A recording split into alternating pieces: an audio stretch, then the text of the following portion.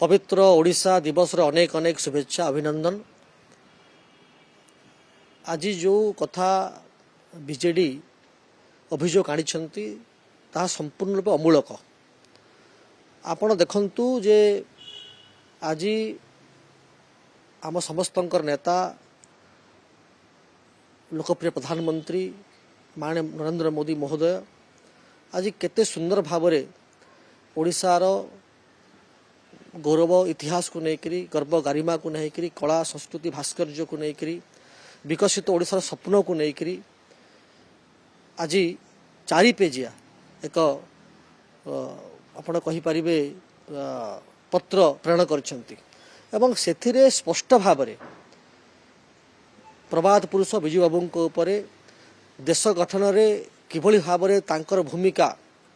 अत्यंत गुरुत्वपूर्ण देश गठन रे एवं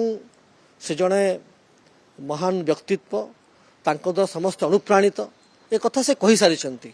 देशर प्रधानमंत्री आम समस्त नेता विश्व जड़े अद्वितीय नेता से एक कथा कहला परे एई डिस्कशन करिवार किछि यथार्थता नाही एवं निजे निशिकांत दुबे मध्य कहते हैं मोर व्यक्तिगत मत थिला एवं एथिपाई मो क्षमा निश्चित क्षमा प्रार्थना कर कही सारी केवल राजनीति करने आज भाया पवित्र दिन में आज भाया विकसित ओडिशार स्वप्न को साकार करिवार संकल्प दिन में जो कथा प्रधानमंत्री कहते जे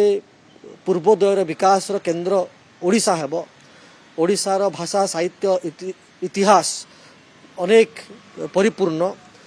एथिरे समस्त प्रकार से रेलवे कथा हो से पोर्ट र कथा हो से आपणकर टूरिज्म र कथा हो माइनिंग र कथा हो आपणकर सुरक्षा महापंथी उग्रवाद र कथा हो सब प्रकार विषय को लेकर एते बड़े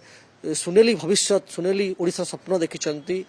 ओडिशा को जेतले 100 वर्ष हेबो सेते बेले विकसित ओडिशार कल्पना करिसंती कल्पना करिसंती डबल इंजिन सरकार रे